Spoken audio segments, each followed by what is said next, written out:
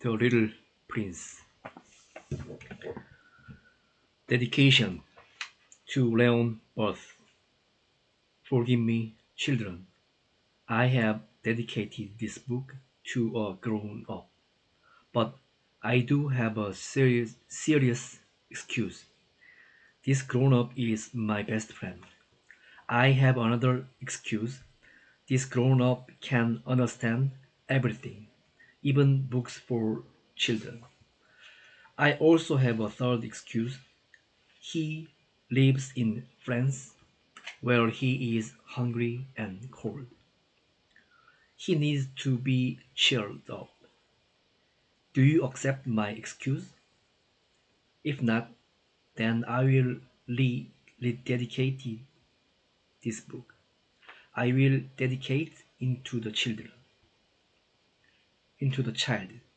that my grown-up friend used to be. All grown-ups were children first, but few of them remember it. So I will change my dedication to Leon Birth when he was a little boy,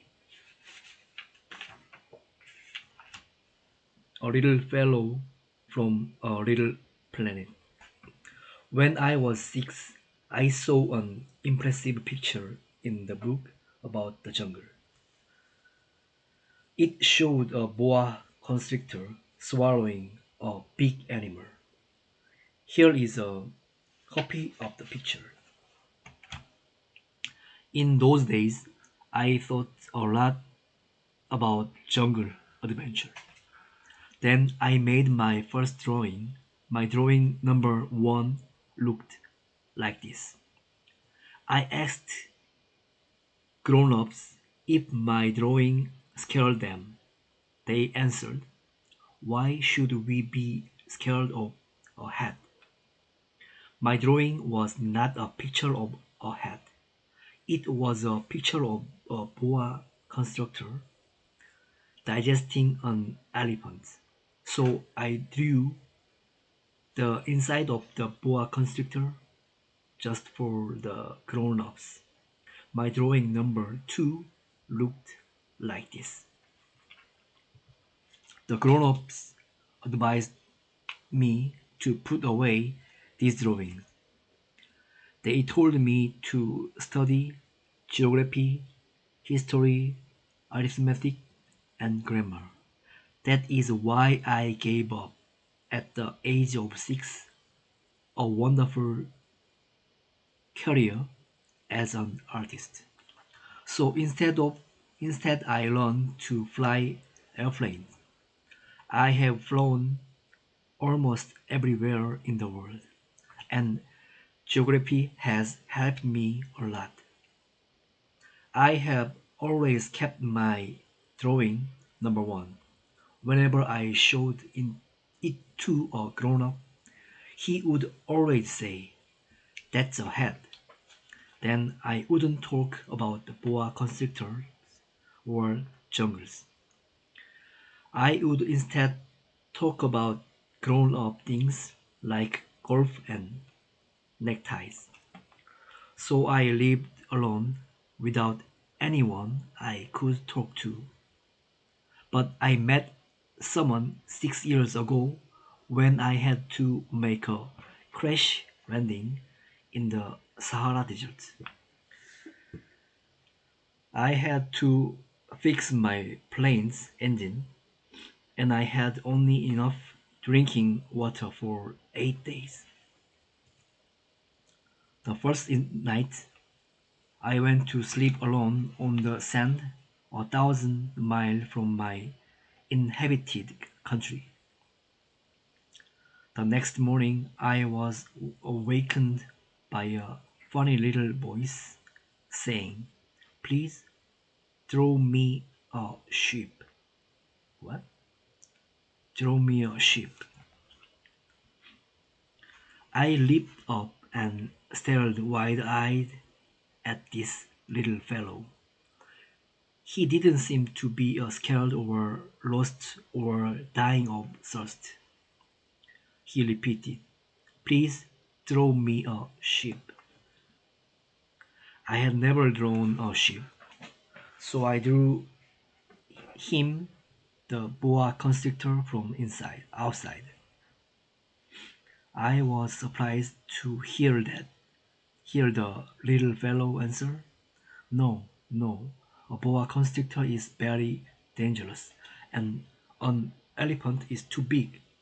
Where I live, everything is very small. Draw me a ship." So I made a new drawing.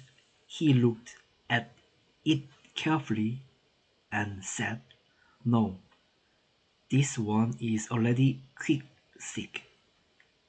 Make another." I made another drawing. My friend smiled. "That's not a ship. It's a ram. It has horns." So I made my third drawing, but my friend didn't like it either. "This one's too old. I want a ship that will live a long time." I wanted to walk my engine, so I made the next drawing very quickly. "This is just a box," I said. "The ship you want is inside." I was surprised to see the little fellow's face light up. "That's why I want it. Do you think this ship will need a lot of glass? See, where I live, everything is very small. There will be enough glass. I've given you very small ship." "Not so small, really. Look, he's gone to ship." That's how I met the little prince. Little by little, I learned more about the little prince. When he first saw my airplane, he asked, "What that thing's over there?" "It's my airplane." I proudly told him that I could fly. He was surprised. "You fell from the sky? What planet are you from?" His question was hint. "Do you come from another planet?" I asked him, but he didn't answer. He just looked at my ship again as if it were a treasure. After a silence, he answered, "The ship can use the box for a house after dark." "Sure, and I will give you a rope to tie him up during the day." This seemed to be to shock the little prince. "Where could he go?" he asked. "Anywhere. Straight ahead." Then the little prince said confidently, "It wouldn't matter. Everything's so small where I live." His planet was just a little bigger than our house. I believe he was from asteroid B612. This asteroid was seen once in 1909 by a Turkish astronomer. The astronomer showed his discovery to another astronomer, but no one believed him because he wore Turkish clothes. Grown-ups are like that. The astronomer showed the planet again in 1920. This time he wore a nice European suit, and everyone believed him. Every day I learned something about the little prince planet. On the third day, on the on the Thursday, on the third day, I learned about the baobabs. Suddenly, The little prince asked, "Is it true that sheep eat bushes?"